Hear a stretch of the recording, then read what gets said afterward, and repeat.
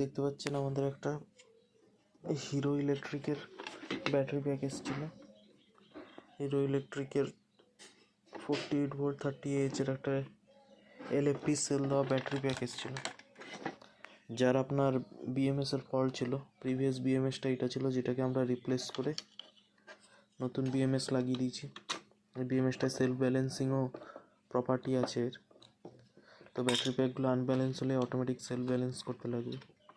Self ব্যালেন্সিংয়ের জন্য সেলগুলোরও আরও health বেড়ে যাবে, ভালো হবে হেলথ।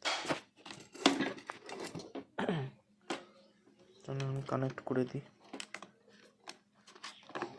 কানেক্ট করে আমাদের এই থার্মাল সেন্সারটাকে ভিতরে আগে লাগিয়ে নিতে হবে সেলের মধ্যে। তারপরে নতুন BMS সেট করা হয়ে গেছে।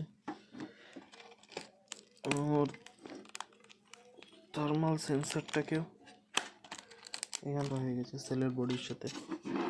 এটা এখন প্যাক করে দেওয়া যাক।